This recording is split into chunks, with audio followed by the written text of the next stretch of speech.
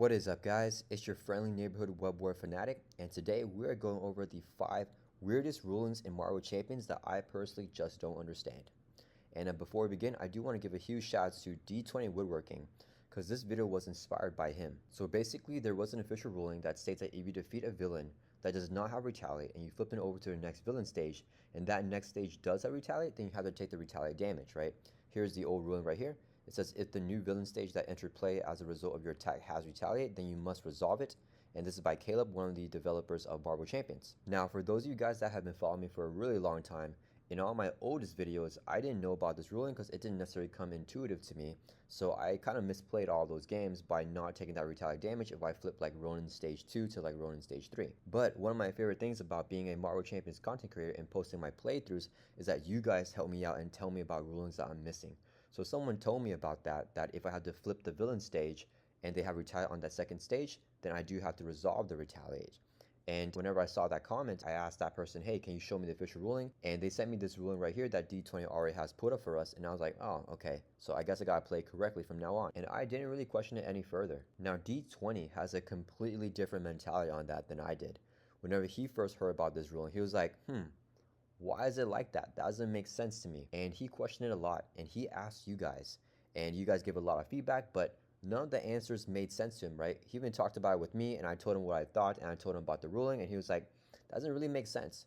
So he sent in questions to Fantasy Flight Games, and he talked to a lot of other people that also sent in questions, and they got a new response. So here's the updated ruling right here. It says from the developers of Marvel Champions, the team and I discussed Retaliate again after getting more questions on it. My ruling from yesterday was based on an old example that we now believe is outdated. It says we are planning to update Retaliate to have a trigger specifically when the character that has it is not defeated after being attacked. An attack that brings a stage 1 villain's hit points to 0 counts as having defeated that stage, so if its stage 2 has Retaliate, the keyword does not trigger for that attack. Please keep this update ruling in mind going forward. D20 had a poll on his channel, and it says that the majority of people did not even know about this ruling or did not give themselves the damage for Retaliate when this ruling should have been applied. So this wasn't necessarily the most intuitive ruling, and it did not make sense to a lot of people. And because people like D20 questioned it and a lot of people in his community sent questions to Fantasy Flight Games, eventually the ruling got changed. I think that this is really cool to see because not only does it show that the community will rally together and question a ruling that they don't think makes sense, but that Fantasy Flight Games will listen to the community and update the ruling into something that's a little bit more intuitive. I definitely recommend you guys to check out the full story of how this all happened in D20 Woodworking's video, which I will put in the link of the description for this video. But basically, this inspired me to make this video, so we're going to get back onto this video here, which is going to be the 5 most weird rulings in the game. And maybe we can get these rulings changed too into something that makes a little bit more sense for all of us. Okay, so this is weird ruling number 1. So basically, whenever you're playing a scenario with the Power Stone module set, the Power Stone is an attachment that gives the attached hero or villain +1 scheme or thwart and +1 attack. After a hero or villain deals 3 or more damage to attach character with a single attack, they attach the Power Stone to that attacking hero or villain, right? So basically, thematically, what it's supposed to be is that if the villain has a Power Stone, if you do 3 damage to a villain, you take the Power Stone back, and the villain can do 3 damage to you and take the Power Stone back. And it's this constant tug of war for the Power Stone. Now, there's been tons of discussions and complaints throughout the community about the deal versus take damage distinction, but the official ruling is right here. For both the Power Stone and Ruthless, the effects of those cards can resolve so long as the character deals damage to a target, and it does not depend on the target taking damage, right? So dealing damage means if Ronin attacks you and he will deal 10 damage to you, even if you have a tough status card, right, you block out the damage entirely so you don't actually take any damage. But since the Power Stone states when an attacking hero or villain deals that damage, he will still take the Power Stone away from you. And that just doesn't make sense to me, because if you are facing Ronin, right, thematically, and he attacks you, he does no damage, right? You completely blocked out all the damage.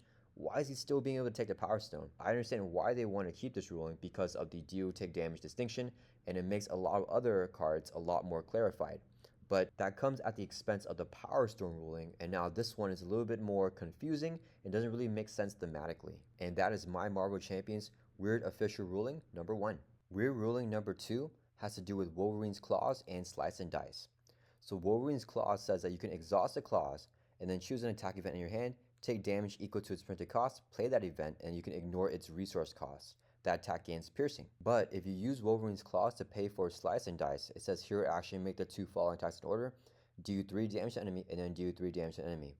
When you use a clause to pay for this, only the first attack will have that piercing. The second attack will not have piercing, even though the entire card was paid for by Wolverine's clause. The official ruling is right here, where it says that the clause will give piercing to the first attack in the event.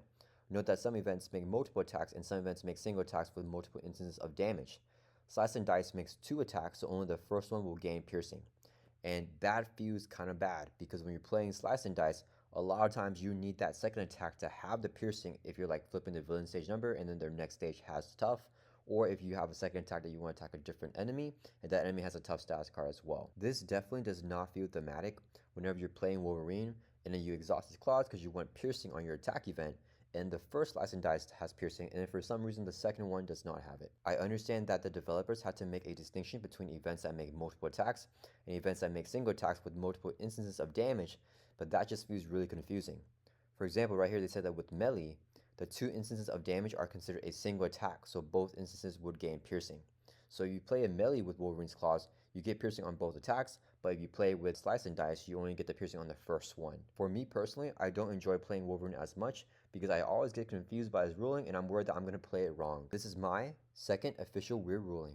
Weird Marvel Champions official ruling number 3 has to do with Widow's Bite and Quick Strike. So Widow's Bite is a 1-cost upgrade that says as a hero response, after a minion enters play, you can discard this card, deal 2 damage to that minion, and then stun it. Now what I feel like makes a lot of sense with this card, and probably what I think the intention of the card was, is that if the minion has Quick Strike, you can stun it, do 2 damage, and then you can block out that Quick Strike attack activation. But here's the official ruling right here, and here's the official timing window. The Quick Strike minion engages Black Widow. Quick Strike resolves, telling the minion to initiate an attack. The attack will resolve as soon as possible. Then, after all these steps, if the minion is still in play, so if you deal 2 damage to the minion and the minion is still alive, its attack that was initiated resolves now.